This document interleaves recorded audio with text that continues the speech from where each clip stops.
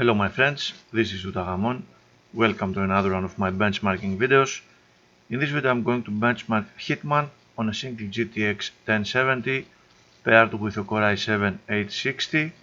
This video is recorded on an external recorder at 60 frames per second, so what you will see in this video will be pure performance. The CPU is overclocked as usual at 4 GHz. Let me stress it a bit. Okay. It has 12 GB of memory and the graphics card is a GTX 1070 made by KFA2. It is the EX model. Latest force were installed and it is also overclocked in order to boost at 2 GHz. Now for this specific benchmark I'm going to use OCAT to capture frame rate data from the built-in benchmark. This may be a weird way to do a benchmark, but although the built-in benchmark itself produces some useful result, if you capture data with OCAT you end up with much more detailed frame rate data, so it is a preferable way to do that. And of course I'm using OCAT because I'm going to benchmark both DirectX 11 and DirectX 12. Fraps does not work with DirectX 12, so I'm sticking with OCAT with this kind of benchmarks. Other than that, I'm using 1080p resolution and ultra level of detail. No super sampling of course, because it is too much GPU focused. So I'm going to start the benchmark, and once we are inside the real-time rendering I'm going to press F11 to start capturing frame rate data.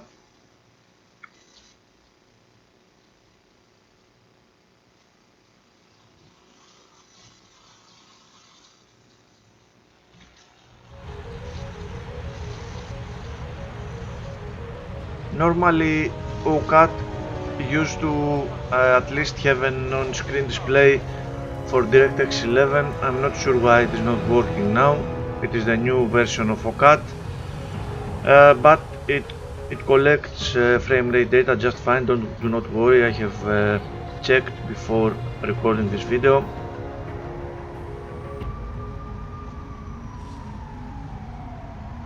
At least we have MSI Afterburner.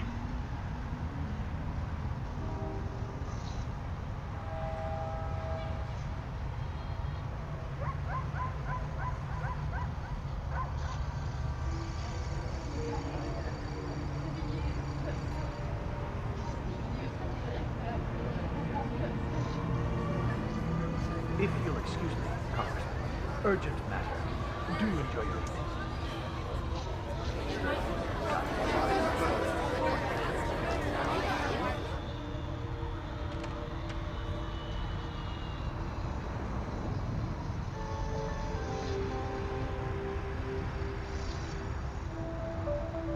Press. You over there. I need you by the stage now.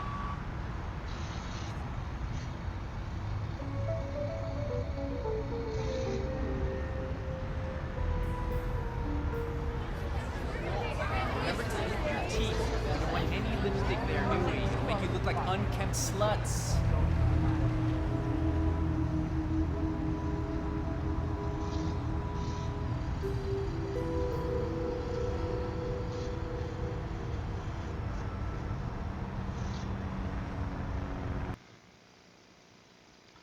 Okay, the benchmark has finished. Let me close the executable. OCAT also stopped recording automatically, and let me start it again and relaunch Hitman I'm going to switch to DirectX 12 now. Same settings, ultra preset, and let's start the new benchmark.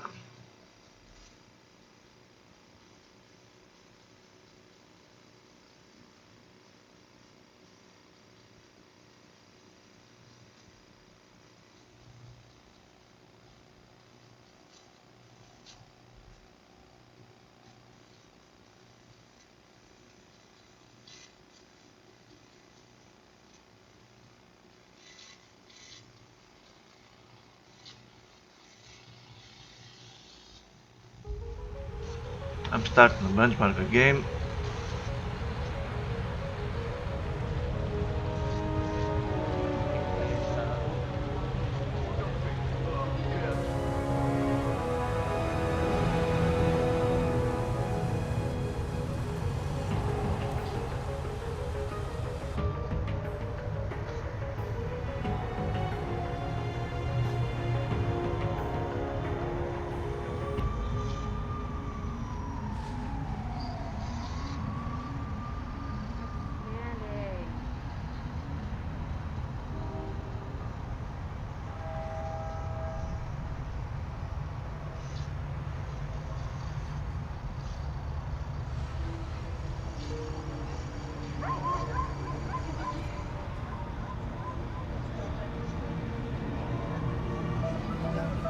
If you'll excuse me, Congressman, urgent matter.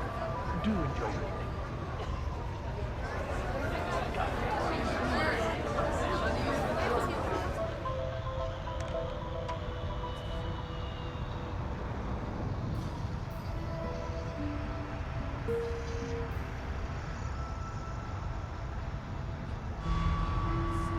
You over there! I need you by the stage now.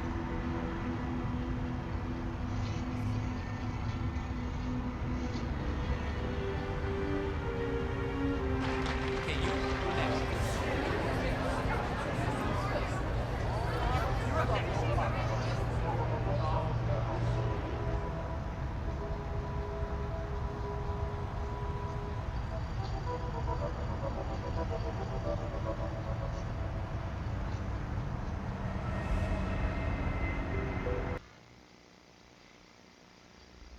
Okay, the DirectX 12 benchmark has finished as well. So, before I start doing the MSI Afterburner analysis, just to be sure, let me see if I can open my results, just to be certain, my friend. So we have two Hitman CSVs, 421, 424, okay.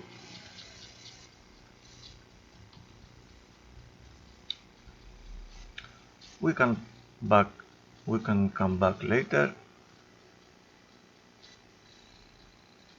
First thing first, decent frame rate for both runs, considering the quite big CPU limits. As you can see, the GPU usage is far from being maxed out, especially in DirectX 11. Frame times are so-so. In DirectX 12 the frame times seem to be worse. However, there is a quite interesting showing in both runs here.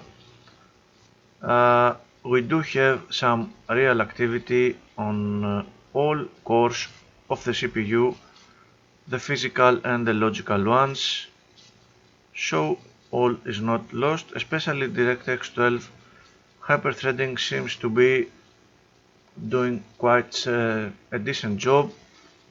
We can see the CPU average is close to 80%, which is really crazy I honestly did not expect to see that on the Core i7-860.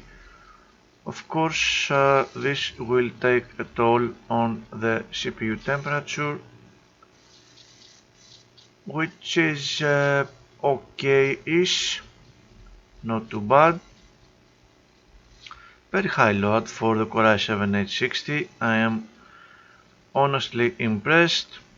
6GB system RAM usage for DirectX 11, 5.5 for DirectX 12, and what is also interesting is that DirectX 11 seems to take more RAM as time goes by, while DirectX 12 pre-allocates everything it needs. 2 GHz for the core clock for both runs. We do have a dip here in the core clock, probably due to CPU limits. And one other interesting fact, which I think I have seen in my 2500K benchmark as well, is the video RAM usage. 3 GB for DirectX 11, 5.5, 5.6 GB for DirectX 12. It gets almost doubled. That is really weird. To tell you the truth, I do not see the image quality difference between the two runs, so we are talking possibly about performance only. So let me first of all open these two current runs. DirectX 11 first. I am in my OCAD folder. The older one is the DirectX 11, the first one I did. And now let me also open GTX 1070 plus i7-860 DirectX 12, which is this file. Let's see this first, and I will see how I will proceed later on. First of all, we have a quite decent advantage in terms of pure frame rate for DirectX 12. It gains around 10 frames per second. However, we have increased stuttering for DirectX 12, but lower variability. Crazier things have happened. Let's see the visualization of the frame times for zoom in at 60 milliseconds. They are not bad. In terms of stuttering, they are not bad. We do have some these spikes. I believe they are the scene changes. I think these are the scene changes. Real-time rendering seems to be okay with not so big spikes. However, the frame times are not very fast throughout the run because of the CPU limits. Let's move on to DirectX. Let me make this a blue one and this a black one. Okay, let's see what happens in DirectX 12. Again, zoomed in at 60 milliseconds.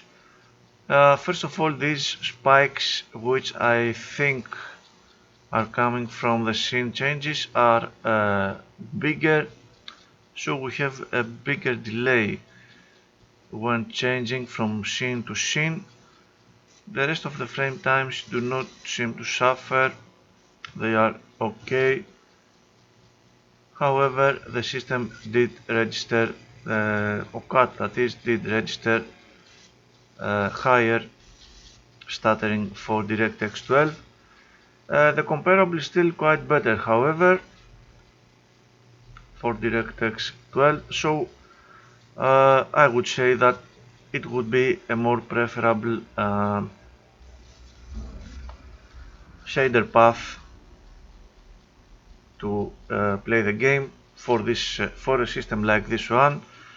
Affected frame count beyond 16.7 milliseconds is only 1.40% for DirectX 12 and 9.39 for DirectX 11. This alone should be proof enough that DirectX 12 is a better choice for such a system. The histogram of the frame times,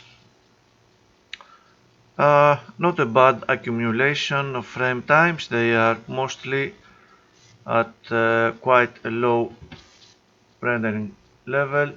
I have to admit that the frame times graph tricked me a little.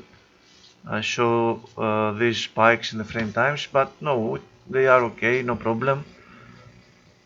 DirectX 11 shows a different picture. We have more scattering in the frame times and fewer of those in the lower milliseconds thresholds. Not a bad performance, but still DirectX 12 is better, of course. Now let's see the comparison of the two runs.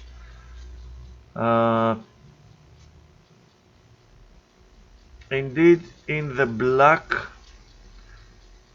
DirectX 12 is registering lower frame times throughout the run. Not crazily lower, but still lower and more preferable, of course. The frame rate, as a direct consequence of better frame times, is also faster and better. Min, max and average, we do have a decent advantage for DirectX 12 in the minimum frame rates, which I normally do not pay attention to, but this is a pre-recorded benchmark, so it holds some importance, more compared to when I do custom gameplay benchmarks, very long ones, for which this measurement can be affected by many things. The average is clearly better, of course, for DirectX 12. Variability and stuttering, different showings, less variability for DirectX 12 with more stuttering, but overall they give us a better result. We can see this bar below is bigger, which means worse performance for this graph. The percentiles again shows us a quite decent performance for both runs. However, DirectX 12 is faster, as we saw in all other graphs. We have an interesting correlation of the two lines in this part. DirectX 12, DirectX 11 seems to have hit some lower frame times at some points, but that's no problem, not important. Time spent beyond, again the lines are crossing. At some points DirectX 11 performed better, but for very few points, so it is not even worth discussing. And we have the comparable, of course, again showing a much better result for DirectX 12. Now, I do not want to make this video too long, more than is necessary, that is, so I'm just going to open the i5-2500K for the GTX 1070 at DirectX 12, just to add a comparison, one more comparison, that is. Again, DirectX 12 was the newer run. This one, which I'm going to paint red for easier. Now here is the interesting thing. DirectX 12 860 is faster compared to the GTX 1070 with the Sandy Bridge processor, although the i5-2500K was running at 4.8 GHz, this one is running at 4 GHz, but still we do have a better performance for the 860, and that came from the proper use of hyperthreading in this game, something you do not see very often, unfortunately. In terms of variability and stuttering, the GTX 1070 with the 860 has less stuttering compared to the Sandy Bridge processor. Let's go to the frame times comparison. We are looking at the red for GTX 1070 with the Sandy Bridge. We can see that the 860 is performing, has less stuttering with DirectX 12 in the black line. We can see that the black line is much thinner compared to the red one. That means lower stuttering, which happens at very low millisecond thresholds, of course, but still the game seems to like multi-threaded processors much more than faster cores, which is a first, to tell you the truth. Not a first, it is something that you do not see very often, that is, unfortunately, but thankfully I have seen some similar results in other games. So the red line positions itself between the two runs of the 860 in terms of percentiles. We do have some frames that are faster for the Sandy Bridge processor, but most of them are faster for the 860 with the GTX 1070 at DirectX 12. And let me go to what else, variability and stuttering for the three runs. The 2500K is in the middle, as already stated. Min, max and averages.